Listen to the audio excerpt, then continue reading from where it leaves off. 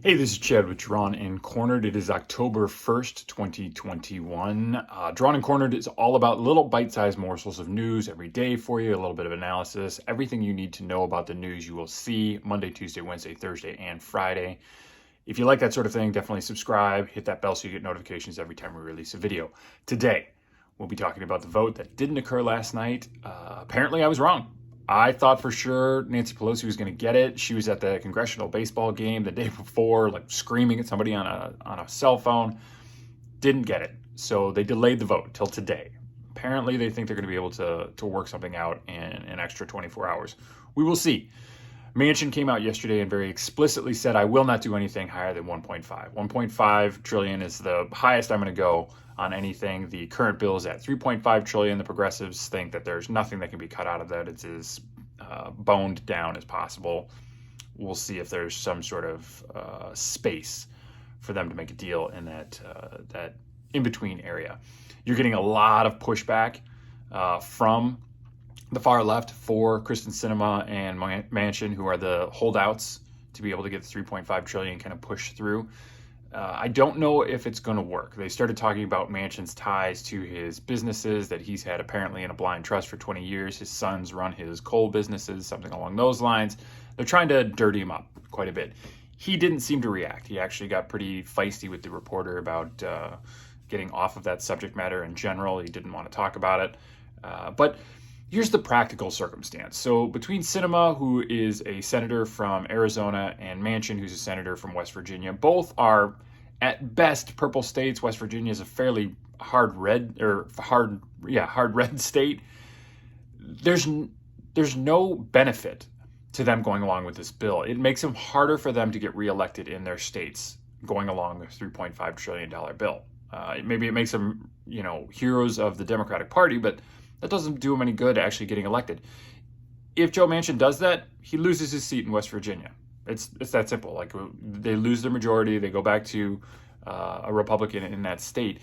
It's seemingly kind of foolish to even question Joe Manchin's goals here, because his goal is to remain a blue senator from a red state.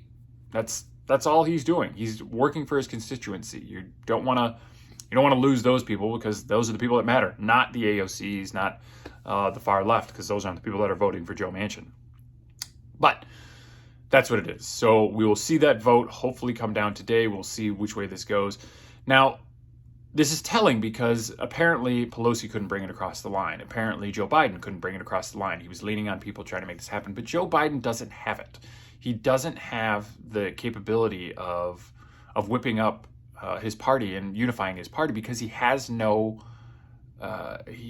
weight behind his presidency. He thought he came in with this massive mandate. He did not. He is underwater with a lot of constituencies that he needed. He's been dropping precipitously since essentially he started this.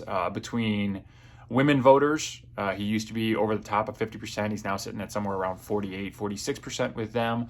Under 35 voters or under 25 voters, he's dropped precipitously. He's now sitting at like 48% approval from them. Black voters are down to like the low 70s, high 60s in approval, which is just unheard of for a Democratic candidate. These are constituencies he has to have, and he's not carrying them. People are falling away from Joe Biden. And for the first time in I don't know how long, more than half of the country believes that he is not mentally capable of maintaining the presidency. Like, that's a huge number. That's a huge issue for somebody who's trying to pull across these massive spending bills, these massive policy initiatives.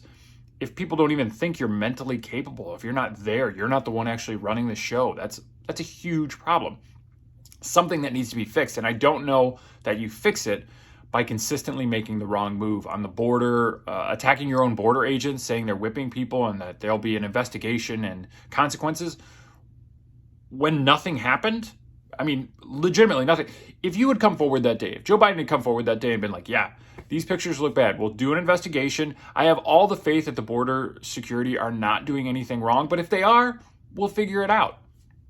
That's seemingly pretty good. you would have been hammered by the left that assumes automatically that something terrible was happening just because they're law enforcement. That's a problem. But you need to push back against those crazy people, not jump in the pool with them and scream about how everybody's racist and wrong. Like that's just foolish, because that's not the way the world is. Most people aren't racist and wrong. It's not the way it works. You're seeing this play out in a bunch of different areas. Jamel Bouie with the New York Times, opinion writer, he said, again, he's got a whole article talking about how we need to do away with the supermajority and just go to pure majority rules. This is a 51 vote in the Senate, including Kamala Harris. This is just over 50% in the House. It's just looking purely majority rules, which you'll recognize the founders specifically were guarding against because they called it the tyranny of the majority. They don't want it to just be whoever's most in power just gets to run roughshod over the other side. The reason they developed the supermajority, or 60 votes in the Senate, is because they wanted you to have to get at least some buy-in from the opposite side, or a massive buy-in from the American public. If the American public puts you in with more than 60 votes over the top in the Senate, that's what most of America wants, and significant amounts of America want. They did this so that government was tied up. The Democrats' vision of government is that it should be fast and efficient and everything should get done and they should be able to move forward on any policy initiative they want.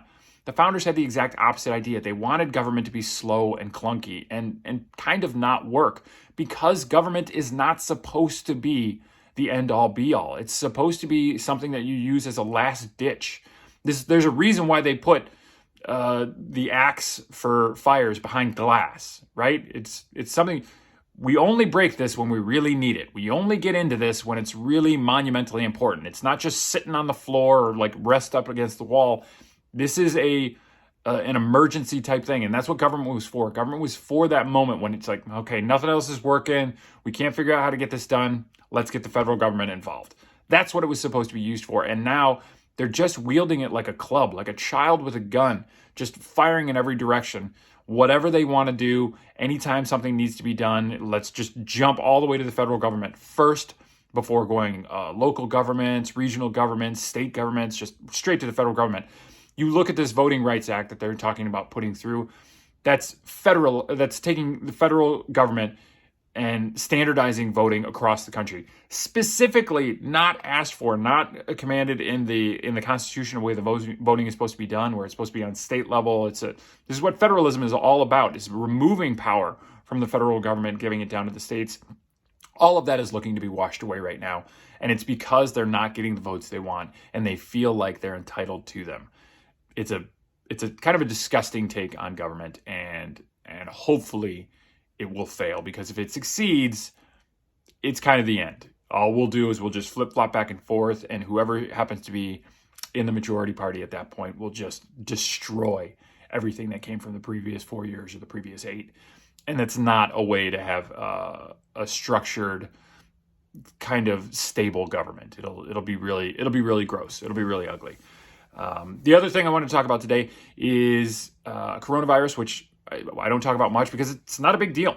It's not something that people should be concerned about. The vaccine's out there. If you're worried about coronavirus, go get the vaccine. I don't want to hear anything else, right? It's that simple. If you are worried about coronavirus, go get the vaccine. If you are not worried about coronavirus, you're probably going to get it.